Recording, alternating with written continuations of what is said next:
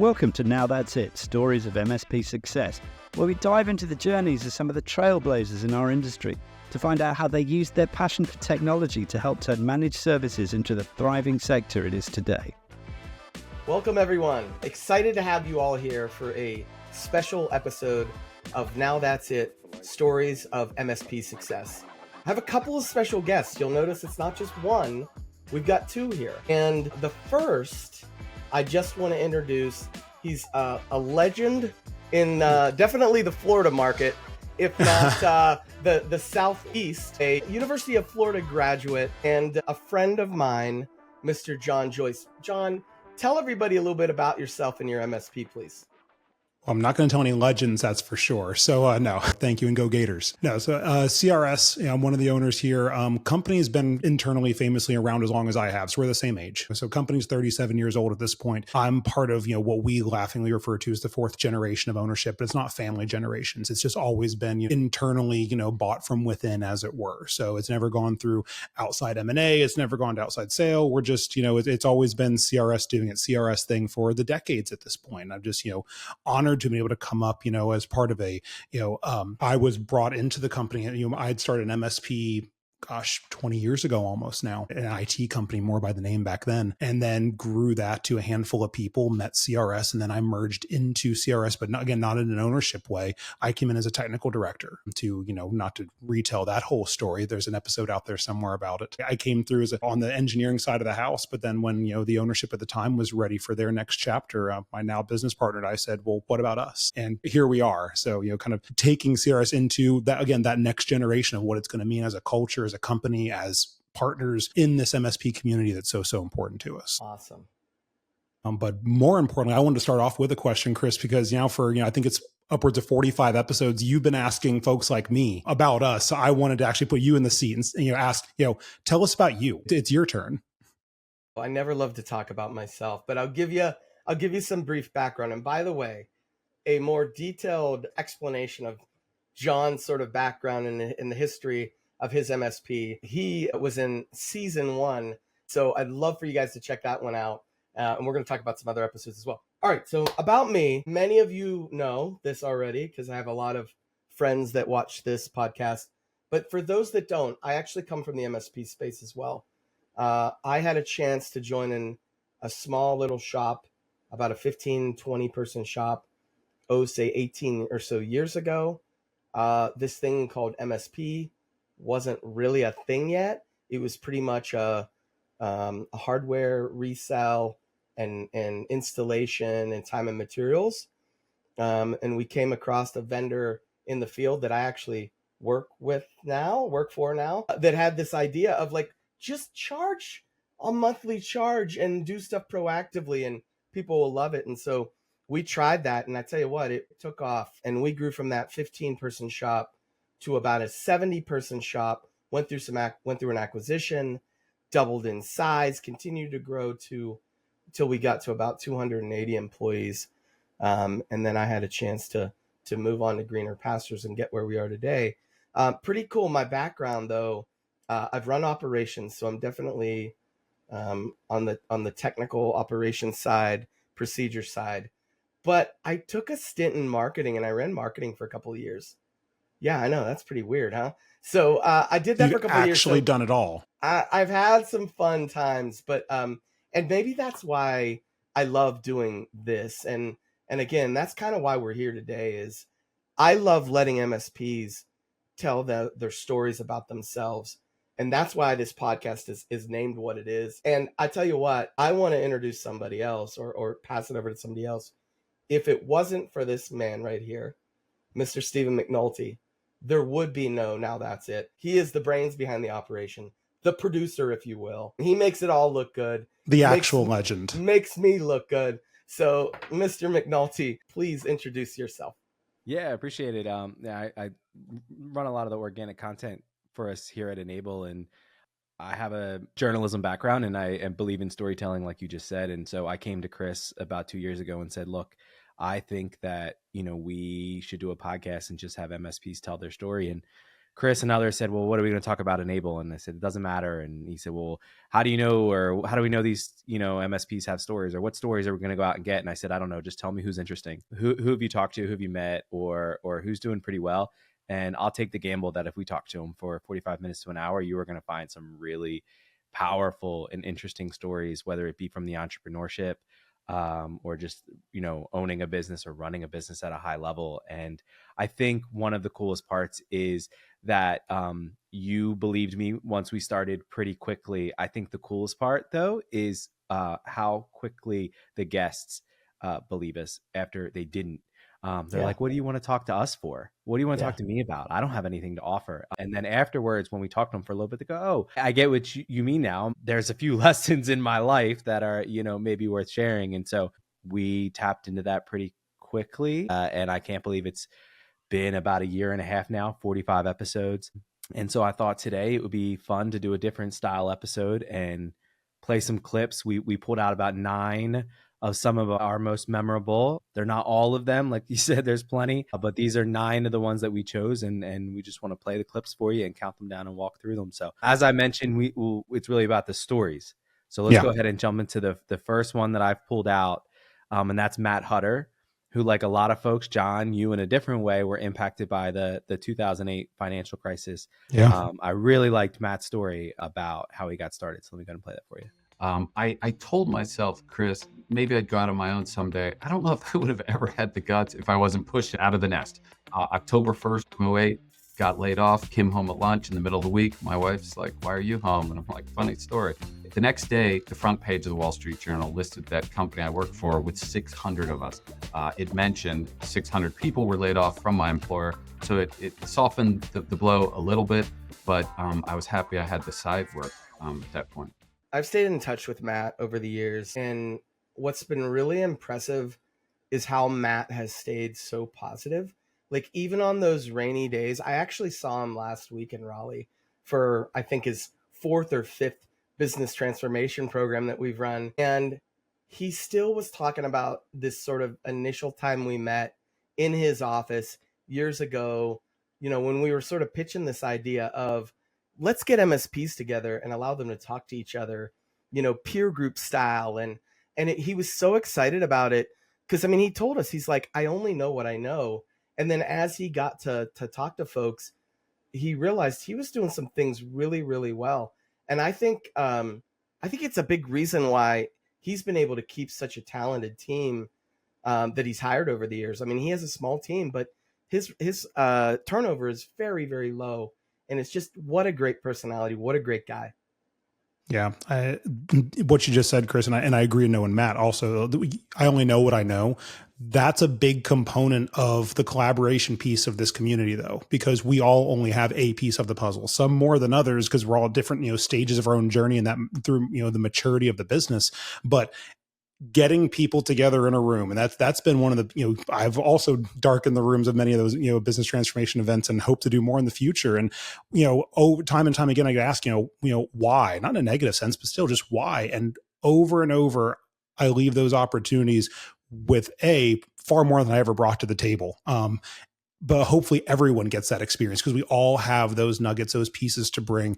And again, that collaboration thing is one of the things that makes this community, again, this business, maybe not solely unique, but definitely rare. I don't know many other lines of business where people that are objectively competitors can get together in a room and tell the deepest, darkest secrets of their business with as much openness and transparency as we do. Maybe we're all crazy, but I would say on the whole, it's worked out pretty well for us.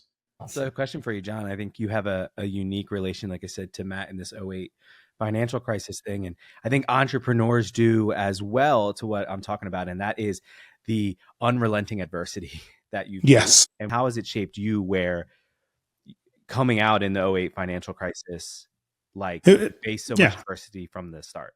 It was a crucible, right? Those that, every business generation has its own form of adversity, whether it's in the best or the worst of times. But I think everyone can universally agree that was a somewhat unique set of times.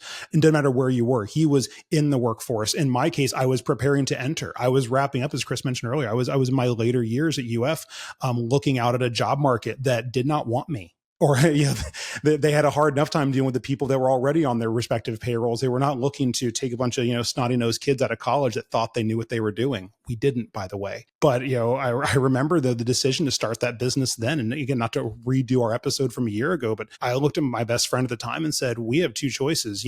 Roll the dice on ourselves or hope someone else is going to take us up on the offer. And when the only person that's going to hire me is me, the choice is pretty simple.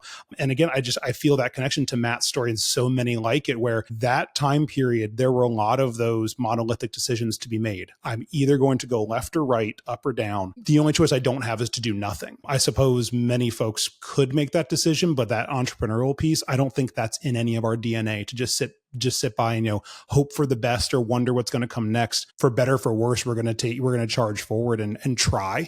Many, don't mishear me. Many things didn't work. Tons of things didn't work. I could spend a lot more time talking about those than the ones that did. We just always managed to, sometimes be lucky, a few other times be good, and have it, the end result be, what we built out of school. And then, like I said earlier, later came to CRS, and then has become part of the CRS DNA over the last decade. And what I hope, it continues to evolve for years ahead, and for all those other MSPs. But those of us that can draw the roots back to those moments, I agree with you. I think there's something, again, maybe not unique, but certainly special about looking into that kind of very murky future and saying, let's go. Because that's the only choice we had. Yeah. Interesting. So to move on to our next one there. So Brandon Leahy, I'd like to play a clip from his episode. It was a recent episode.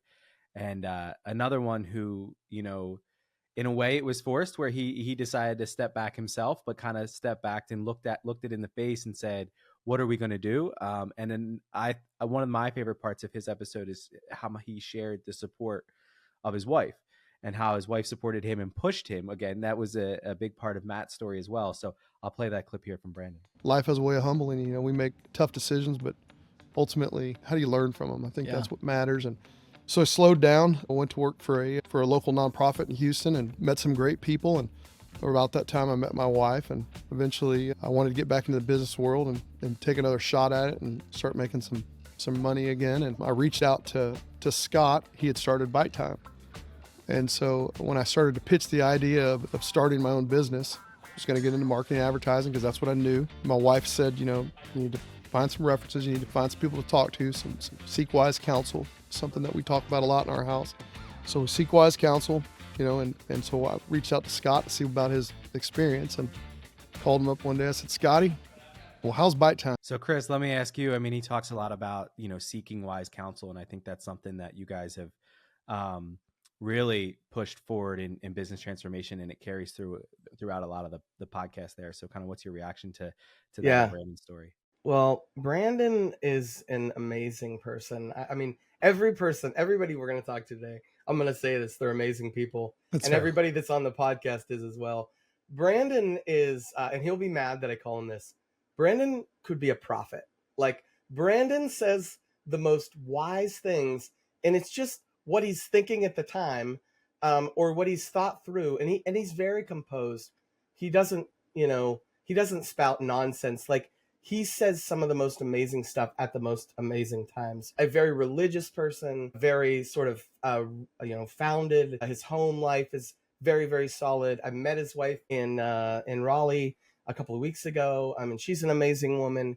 But this interview was especially memorable to me. If you listen to it, you probably didn't catch this. If you watch the YouTube version of it, you may have seen a little bit of a glassy eye tear. I've been known to wear my heart on my sleeve, but I remember how this episode affected me. I was just so happy and proud of the point that Brandon was able to get to, both personally and professionally.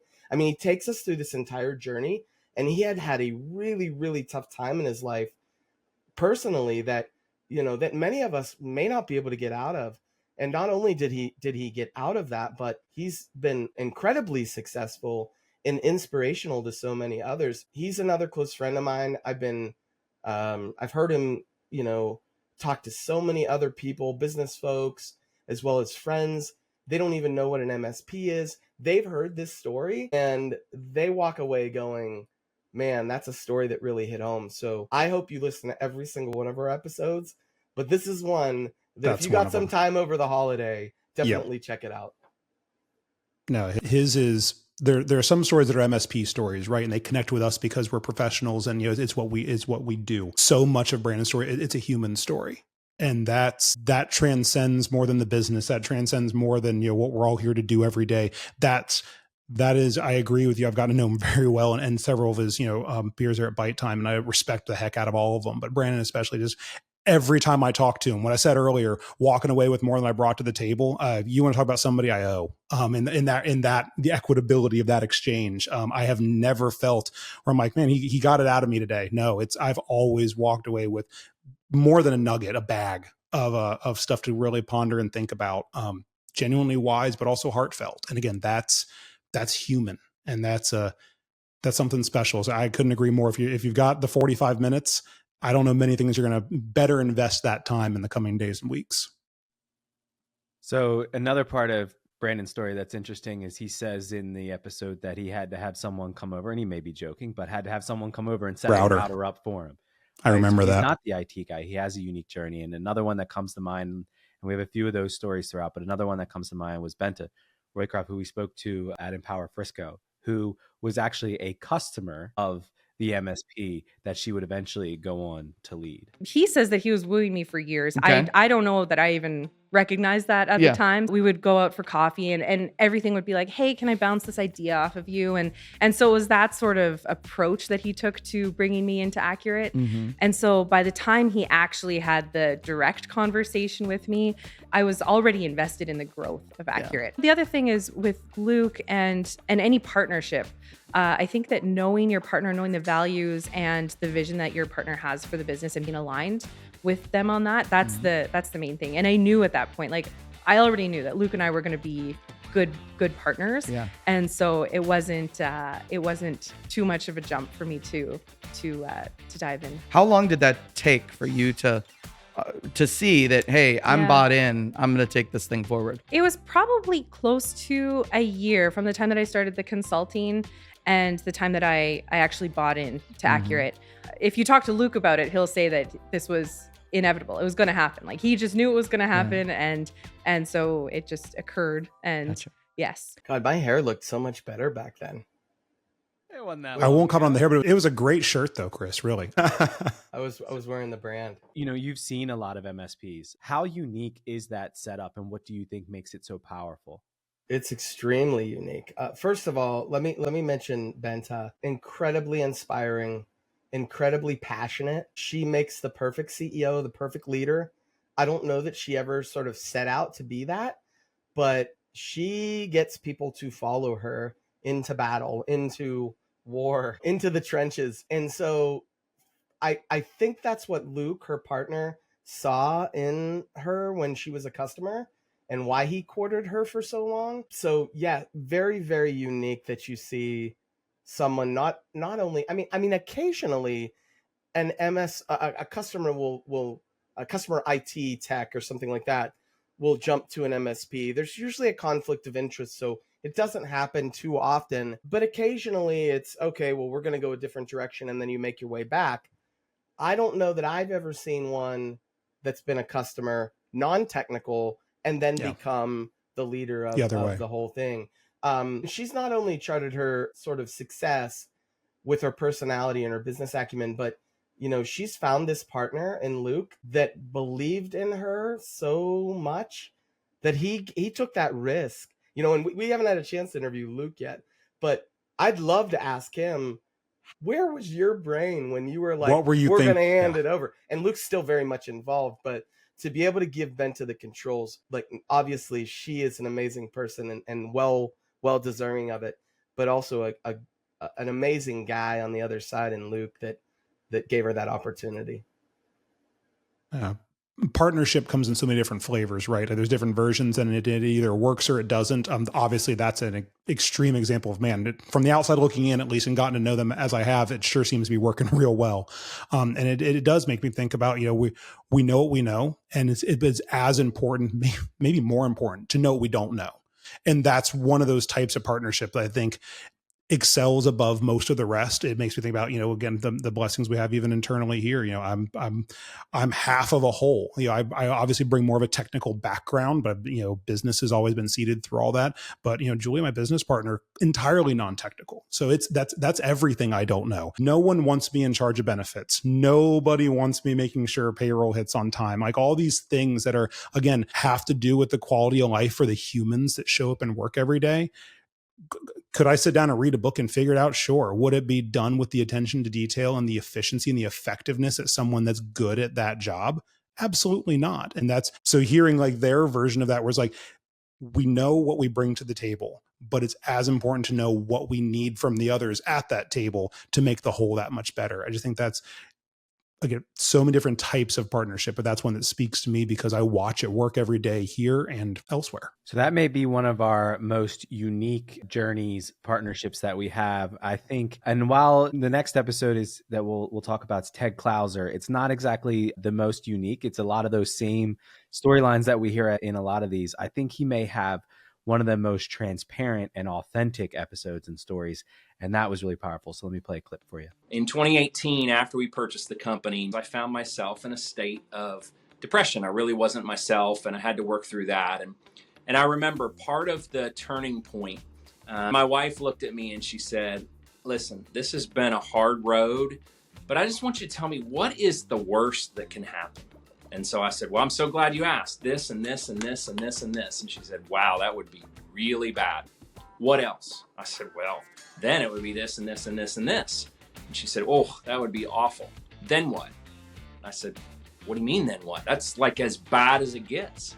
And she said, you're right. But now, if that's as bad as it gets, let's focus on digging out of this hole one day at a time. And so the go win the day mantra was really as much for myself as it was to try to encourage others. So it was my technique of how I got out of that state, one day at a time, the 1-0 mentality. Chris, I know that was a memorable episode for you. Yeah. Another emotional one for me. Yeah. I'd known Ted before, met him before, spent some time with him. We talked about his story. And he sort of gave us the cliff notes. But when we got into this episode and I started to ask him about this win the day, because he uses it all the time in his social posts, and he gave us that answer, and he started talking about this deep depression, this buyer's remorse that he had after he acquired his MSP, the one that he had worked at for years. So this wasn't like it was I don't know what I just bought. It was, oh boy, I'm in charge, and he really, really, went into sort of a downward spiral. Yeah, I almost lost it. It was really, really hard to hear him tell this story, but then to hear him talk about his wife, Stephanie, who I've also met and is an amazing woman, and how she and a couple of the other sort of leaders in the organization basically said, Ted, you go take care of yourself, right? We're going to keep this thing afloat. We're going to keep it moving. And then when you're ready, you get back into it. And Ted was able to do that. And, I just think that this is one that I know that when you talk about unique, I don't think what happened to Ted is very unique. Like, I think that's something that a lot of people go through, especially when they do something that's sort of outside their comfort zone or their risk tolerance. And again, really cool guy, another inspirational guy, very religious. And I love that sort of he was able to use religion to help him get out of that depression. And I'm so happy for him today. Even just the concept of winning the day, man, talking about stuff that speaks to anyone that sits in the chair and just deals with, every business is different, but it's one that I think is a through line through the MSP community is there's never a permanent solve, right? Our job, if we're doing it correctly, is never done. I tell people when we're doing, mutual interviews all the time for prospective hires, if I ever come to work one day and say, I figured it all out, I'm good at it all, that's my sign, right? That's it. I'm done. Like, I better have found the next thing because the time's already passed. The need to not just win the day, but invest in that day and what's next every single time. I think it's what makes this business amazing. I'd get bored so fast doing anything I could actually ever get quote unquote good at. That need to show up and fight, because especially in the modern version of this business, it is a fight. I mean, we're on this, the cybersecurity landscape and everything else. I tell people all the time, we all got into this business fixing printers for a living and woke up one day as cyber cops. No one asked. That's just how we came to work one day. And so yeah, the concept of literally winning the day, there's a lot of very cold, hard fact to that statement. Because we get to celebrate winning today, but we have to come back and do it again tomorrow. And that's not meant to be a negative, but that journey, that struggle continues. And if that's not what you're there for, that could be one of your signs. The business is not for everyone. And I was thrilled to see, how he came out the other end of it. But at least having the presence of mind to decide, is this for me anymore? Some folks should have those harder conversations. Not fun, but they should happen. I think another episode that really, speaks to everyone, like you said, but in a different way with the wise counsel is Boyd Smith, another business transformation veteran, and very candid about the struggles of being an entrepreneur, and full of good one-liners and tips. So I'll play a clip of it there. There is a big difference between being self-employed and being a business owner. And a lot of small business people, they go into it that they just really want to be the best them they can be. They want to be the best salesman they can be. They want to be the best technician they can be. They want to be the best coder they can be. And they really want to not be held back and just be the best. And they actually own their job. A business owner in contracts has a totally different mindset. It's all about the team that you build. It's all about the systems that you build. It's all about the integration. And if you want to really know the difference between a self-employed person and a business owner, if a business owner leaves for a week, are people still served? If a business owner leaves for a month, 3 months, or whatever the case is, are the customers still cared for? Does the income still come in? Are people still served to a high level? Or if you're not working, does the income quit? Does the service quit? Does the people you're serving suffer? And that's the big difference between a self-employed and a business owner. John, I'd love to hear your take on that. Talk about a whole other episode, but the best version I can do right here, right now. I got to know Boyd. We've met several times through numerous other events, but really by luck and happenstance, got to connect at the most recent Enable Austin security event, and generally spent the better part of an evening just trading those war stories about exactly that. And the business owner versus self-employed, again, because that was a big part of our conversation, because I've continued to live through all versions of that. Again, when we started out, my again lifelong friend and I started that first business. You want to talk about self-employed? If I wasn't awake, the work wasn't getting done. I mean, it's just that was it. We were it for a very, very long time, and then the byproduct of that was so built into me that even once I then entered a larger body at CRS, sure, I had what to me was an enormous amount of resources, still a small business for sure, but compared to 4 or 5 people, upwards of 30 felt like an army. But I reacted the wrong way. I held on to even more. I'll just do it myself was far too often the mantra of the day for myself. And some of the hardest habits to break that I continue to work on today all come back to what's actually best for CRS as a company, what's actually best for our team as our culture and how I support them in my chair, and what's best for the partners that we serve every day. And me needing to be involved is the opposite of that, in so much as it's something we're journeying through right now. We just changed one of our major software platforms internally. It was a conscious decision. I can't be assigned a ticket anymore. And that's by design. And that wasn't because I was, you don't give me stuff to do. It was to stop me from saying, just give it to me. They can't. They can't. So I can't even tell them to just give it to me. And that was, again, it's a very technical, minute detail, but it was a big Rubicon for me to cross. So that's a 15 plus year journey in the making to say, in my role, how am I best serving those 3 things I listed before? Doing that work is almost never the answer, because I've got the people that are empowered to do the right work. They're given the right tools to accomplish it, and they have the drive and the focus to get to the other side. I'm there to remove the roadblocks and make sure they have all those things. That's so, listen to Boyd's episode, but also, like I said, talking to him one-on-one on that very topic, that I actually think back on those conversations, very recently, making some of those conscious decisions. What are these things that we can do to, frankly, put the guardrails on me and help me continue to break the bad habits and be the best version of what I'm supposed to be doing for the company, our people, and the partners we serve?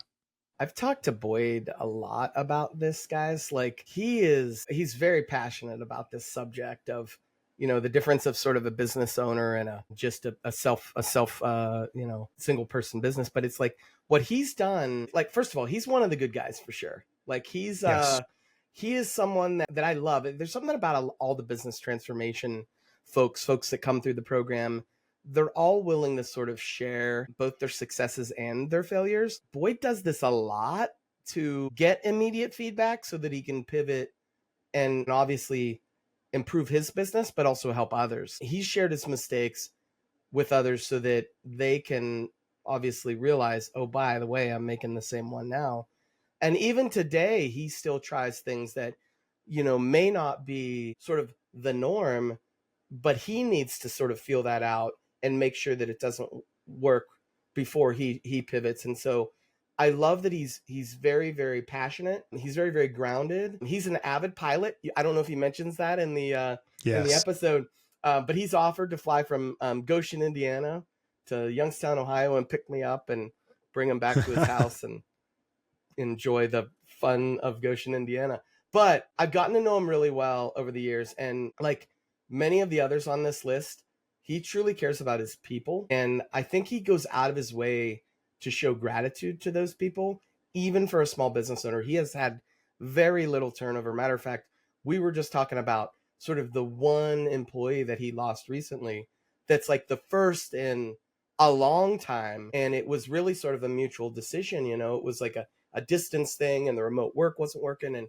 they really had to have a heart to heart because the employee didn't want to go, but it also, so it's just like he does everything that he can for his team. And I think that's what's amazing about Boyd. So the next episode is someone on the personality spectrum could not be more different maybe than Boyd. But when you have a conversation, you leave with just as much wisdom, who is as willing to give and really does love to help share, but just does so with a different touch. And that's Mr. Ori Siegel. You have to say no. No. It's very hard when you're growing the business, and a lot of you all are, 1, 2, 4, 6 people shops, 8 people shops. It's definitely not easy, but I'm going to tell you that in the long run, it will make it easier for you. We're at a point where we have to fire a ton of customers. We have a ton of customers that are killing our technicians and the morale, and we're huge on culture. If I would have said no years ago, I think we'd be in a way better place at this point. We're in an amazing place, but now we have to go through something that no one ever wants to do, is fire people that you've known for so long. And Jimmy spoke about it. It's not an easy thing to do, but you could say no at any time, and you should say no, and definitely provide one package. My buddy Ori. Yes. He's so incredibly smart. He's so funny. He's extremely passionate about the things that are important to him. Yep. The Giants, the Yankees, pretty much most New York teams. I actually went to the Yankees Guardians ALCS game with him, and yes, his Yankees beat my Guardians, and it was fun to watch Ori in his sort of element. Absolutely, he was just so happy. The podcast will look into many of the things that Ori gets sort of pumped up about, but something that I thought would be really important to share with folks is that Ori lives with this mantra of MSPs helping MSPs, similar to what I said about Boyd. But he uses that term. I use that term now. I use that hashtag term because it's really what I try to do at Enable. I think you've got to give to get. And I think that's a really important thing that Ori believes in as well, is getting together, peer groups. Like if you asked Ori, what's one thing that I wish I would have done sooner? He'll say, I join a peer group, right? Like getting in with others that I can say, this is what we're doing, and them go, no, that is not what you want to do, is so, so important. And so great person. I'm sure you'll see him in the channel. Say hello. He's a great guy. Tell him the Yankees suck or something, and you'll get him all fired up. But anyway, he'll go out of his way to share, his processes, the tools that he's using. He's a huge advocate of shared learning and peer groups. So, and a good friend of mine as well. I enjoy every single exchange I get to have when they're never enough and they're never long enough, because I always feel like there's more to this conversation than something else will come up. The conviction he feels around the business is so genuine. Like I said, every interaction, whether it's like I said in a smaller setting or even on the other side of a podcast, just when he talks about culture, when he talks about the decisions they made that led the business from where it was to where it is and to where they hope it's going. What he said in that clip, Stephen, that you just had there about learning to say no, man, something that is something that going that's counter the DNA of your typical entrepreneur business person, saying no to the sale, saying no to the next piece of business, but getting the maturity and the presence of mind to know, is it the right piece of business? Is it what's best for the company? Is it what's best for them? Taking their money as exchange for a service it's not actually going to deliver for either party, you're setting up such a massive future failure. Why bother? And obviously they've seen their own flavors of it, because that's where you learn those things. But the difference is, I hear it in his voice again, even in that clip, and I've heard it in person, the conviction behind it to know that, no, this is how we're going to deliver our product. This is the way it is from us. If that works for you, great. If not, there's plenty of other providers out there that maybe aren't even doing it wrong. They're just doing it different. And this is the way we're going to choose to do it. And I've watched that serve them so well, but just to hear him talk about it, if you count yourself lucky enough to be around for it, listen, because there's always going to be a lot there to take away. Yeah. And you guys talk about MSPs, helping MSP and all that wisdom. I think one of the ones, of course, with Chris and our Robert Wilburn, but more from the MSP side, of course, that really does live that is Dave Wilkeson. And it was really interesting to get his full story and not just his lessons. You need different kinds of personalities to really, really be successful. I think it's really hard for a single business owner to just be super successful kind of on their own. Even if it's not a partner, they've got somebody in the business that's kind of that X factor. And that was true. I had that happen myself, one of my employees at my computer company that was just, he was just a really good salesperson, didn't know it kind of thing, and technical. And I had it happen at the ISP as well. And you need that kind of energy. So we had that. And I didn't really know it at the time. I didn't consciously go, this is the mix that's really going to work. But it was definitely there. If you're lucky enough to have ever met Dave, he's probably left a lasting impression on you. He's a huge part, as you mentioned, of what Robert Wilburn and I do with business transformation here at Enable. He's a former MSP owner that he talks about, and he was and still is a very strong-willed leader who most of his staff would run into a burning building for, or a down data center in my situation.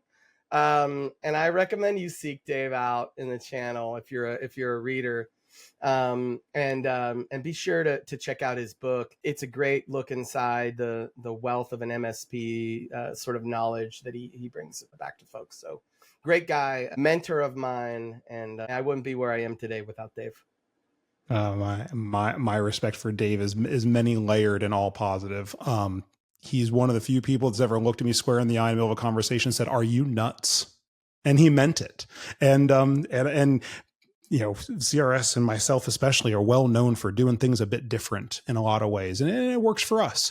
And much like Ori, we're convicted to a lot of those things, and keep plotting our path. But I that was one of my earlier interactions with Dave. He didn't know me all that well, and he wasn't saying any kind of malice. He truly was was I nuts? And we actually talked about it sometime after, and I thanked him for it. I said, always do that. Anytime we interrupt, challenge me. Because I do, I know how much he's seen. His career is, again, if you never dove into it, Chris, to your point, he's seen it all and been a part of all levels, all aspects of it. So that the font of knowledge it's there, but just, the gut check. Because when I then said challenge me, I also followed that up with, I'm not always going to agree, by the way. I might still just, the stubborn child that I am, still go the other direction, but I still want to always be, iron sharpens iron, help me, galvanize me to what I think is my path. And then every so often, I'm going to be like, you know what, you're right. And we'll pivot, because we also have to have that humility to realize when we're going down the wrong path, and to have as many people as possible in your life that can challenge you at that level. That's something, if you can seek it out, do so. When you find it, hold on to it. And he's one of the most valuable assets in that regard I've ever come across in my career. Dave's story is a lot like many of the other stories that we tell, which is very MSP through and through, from the start to the finish, or IT company to MSP. One of the stories, though, full as much wisdom, has seen it all equally, but in a different way, would be Doug Alexander in the sales world. Doug, he comes from the value-added reseller space, right? So for those of you that haven't lived in that space, pretty cutthroat, right? I mean, selling high-end. He worked at Dell EMC. It was just EMC, I think, at the time, pre-Dell acquisition. And he was one of their top sales people. But once he got his hands on the MSP market, he definitely made his mark. And he's shared that with many people. Some of it controversial, but it's like some of the others, feels very passionate, very strong-willed, and was able to move the needle, at least for the focus team. This is going to sound weird, but I spent a lot of time staring at our org chart and just moving the chess pieces around on the board. And because I'm really big on it's all the people. Do you have the right people on board? Are they in the right seats, doing the right stuff? And after we acquired NSK, I saw some people there that were kind of in the corner doing their thing. And I'm like, that person has a lot of talent. Yeah. And it's not being tapped. So you move some pieces, create some new boxes. It matches up with the go-to-market strategy. And then boom, they start to flourish. He was able to transform focus from a 95% hardware sales and 5% services to like a 50-50 mix in a very short period of time. And he's an open book. And in this episode, he shares some of these tactics. And again, some of the things that you'll agree with and some that don't, but he does not lie. He is a honest, willing person, and I think an enjoyable person to talk to. I think about, I'm a big podcast person in general, this one included, obviously, but I think about, scrolling through the back catalog of different shows I listen to, because it's impossible to keep up with them all, right? And, I'm guilty of it. Sometimes I'll just skip right over top one because the topic just doesn't stand out to me, or maybe doesn't feel like it's going to align with me. And I'd be the first to admit, I think about Doug's episode, which I did really enjoy and took a ton away from, but I think about that scrolling through. On many other shows, there's a good chance I would have skipped over a topic because I'm not a big capital S salesperson. Again, the way CRS kind of do things a little differently. Again, not unique, but somewhat rare. We don't have a dedicated sales process. We don't have dedicated sales people. The tired old line. We don't have sales because everyone's in sales. Blah blah blah. But truly, that's not how we do our business. So I'd be the first person to be like, okay, this is going to be about all these different levers and strategies and stuff that might not speak. But man, I'll tell you, listening to that episode, and actually again recently, I still walked away with there's still good, just sound business in a lot of those actions that, for better, for whether you agree with it or not, it can either open your mind to something you hadn't thought about before, or galvanize you again to, no, I like the direction that we're doing. Both of those are good things. And that's what I appreciate about how I've also, had the opportunity to hear him speak in person a couple of times as well. And again, it's an open book, and that's fine. Whether I'm going to agree with you or not is up to me, but just getting up there and putting it all out there in such an open, honest, and earnest way. Again, we could all do with a little bit more of that. So that's 8 episodes that we've talked about so far. There's so many more we could still talk about. I've got one more clip because I realized that the 8 that we've played so far are all from North America. And that doesn't do the show justice because we have lots from Europe. We have Australia and South Africa represented as well. But as if you may be able to figure out just logistically, as Chris mentioned, he's in Youngstown, Ohio. It's not always the easiest to get him out and about to the world, but we do our best. And you did make a trip over to the UK, to Edinburgh, and we got to sit down with Alan Turnbull, one of the legends, if you want to talk about legends of the channel and the MSP space, to talk about his career journey. So I'll just play one of those clips. It's making sure you retain the clients, and making sure you retain the staff, because you've spent a lot of money on that, and making sure you can melt these people into our ways and our thinking. Some of the things like, our charging mechanisms, where people might not used to have been expected to pay that before and stuff like that, that can be a bit difficult. And you have to have these conversations. But overall, it's been really exciting. I wouldn't say it's been bumpy, but it's been really exciting. And 8 and a bit years, getting to where we are, and hopefully we can kind of continue that trend going and getting to our next target, which is 50 million within the next couple of years. I should start by congratulating Alan. Just announced his retirement last week. It is well deserved, but he will definitely be missed in the channel, especially in the Unable channel. He's been very influential, spoken at many of our events, and been very, very involved. Alan's expressed, he's experienced a lot of different things in the industry. He has a lot to offer, but his passion is really around the mergers and acquisition side. And this episode was really neat because he was able to share some of those stories, both the good and maybe one not so good, because not all acquisitions, not all deals go off without a hitch. So really interesting to give him the chance to be a little candid And he did it justice by sharing some of these stories. I can't wait to stay in touch with Alan and see what he does post-retirement, but definitely check out this episode if you are in the mergers and acquisitions market, or even just curious what that experience is like. I think he does a good job explaining it. So I want to wrap it a little bit here with a couple questions. John, I want to start with you as a listener of Now That's It. If you could speak to the future guests that we will be getting, what would you like to hear more of or get more of from the guests? I'm going to lean into more of something that's already happening, but just more of it, right? Which is that transparency. We can all use just a little bit more of the innate humility that comes packaged with, this is it. These are all the moments in time. It's what it all is, right? That journey is a collection of moments, a collection of decisions, left, right, up, down, like I talked about earlier. And the more we all learn that it's okay to put that out there, these are not competition. These are our mutual partners in this business. And again, it's what I love about it. We're all in this fight I was talking about earlier together. So the more we make each other better, the more this community serves who we serve and make them safer every day. That transparency, that openness, it starts with, no half measures. This is how we go to market. This is how we foster our culture. This is how we deliver, the best possible service every day. And the more we talk about that, and the more it becomes okay to talk about that, then the conversation suddenly becomes organic. Suddenly we don't have to sit down for a podcast for it. We have it the next time we're at an event, or the next time you bump into someone at a trade show, or whatever, we're on the side of the street. Because at the end of the day, the part that actually matters is what can help us do that job better.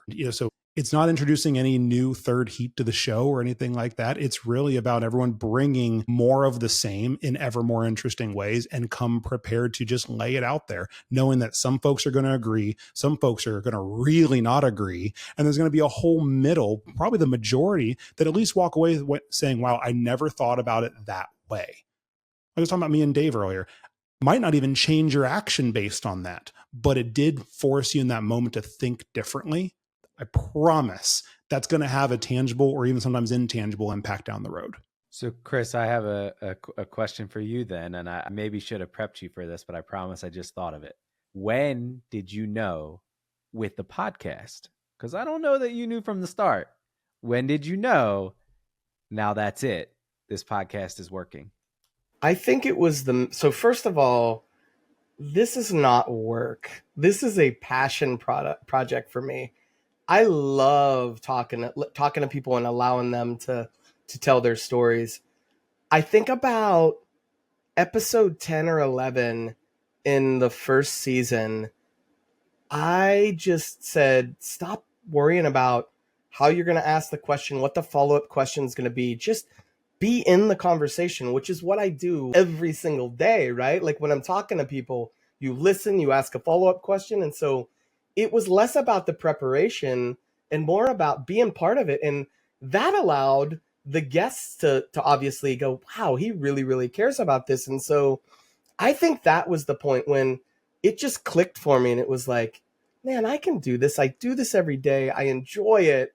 I love it. This isn't about me. It's about them.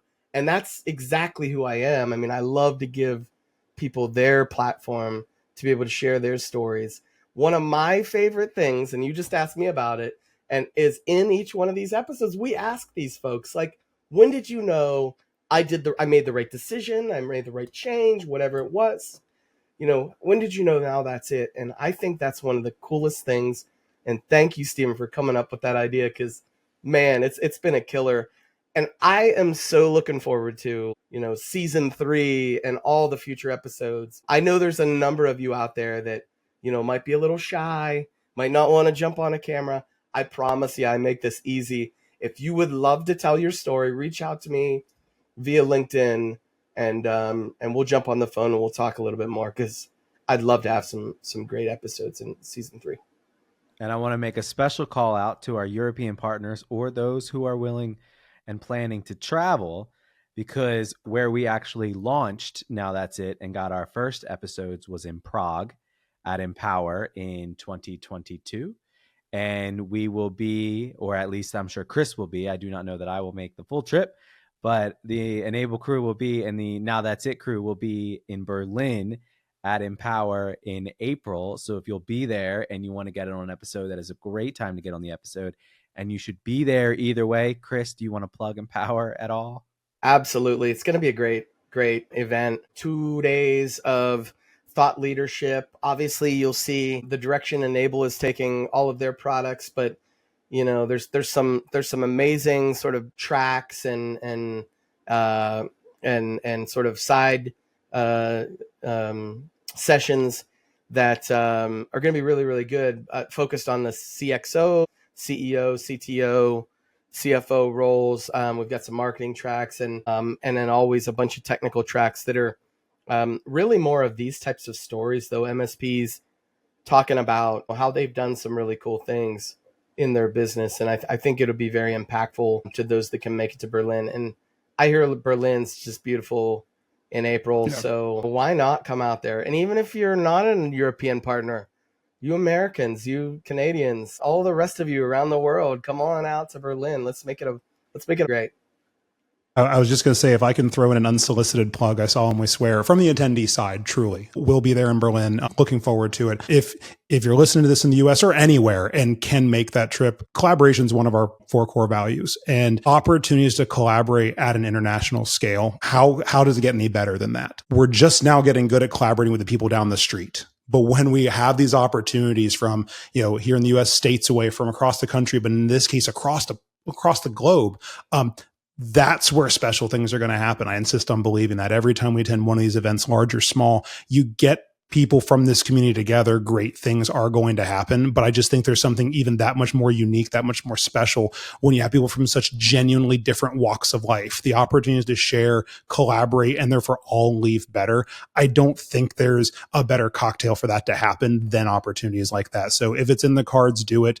It wasn't even a thought for us. We'd committed before we left the last one. So it really is things you can do for your business, and then by extension for the MSP community, is attending things like that. I want to thank, obviously both of these guys right here for doing this sort of special episode. It's great to have Stephen sort of in the limelight finally. He's been behind the scenes for so long, and so I really appreciate everything that you do, Stephen. You make this podcast as good as it possibly can be, and thanks for believing in me and allowing me to do this. And then John, you were one of our early interviews, and probably the one person that I know that's listened to just about every single one of the episodes, which is why we wanted to have you on here. And so thanks for taking time out of your busy holiday schedule to talk about some of these memorable episodes. And as Stephen mentioned, we only included 9. There's 30 some others that are just as good. And so I just recommend you either go out to Spotify, Apple Podcasts, wherever you get your podcasts. We've got a YouTube channel as well for these if you like to bring it up on the big screen. My kids love that. They love to see Daddy up there talking about stuff they don't understand. But check it out and let us know what you think. Like and subscribe and comment and all that sort of stuff. And really can't wait to see you guys all in the new year with our season 3.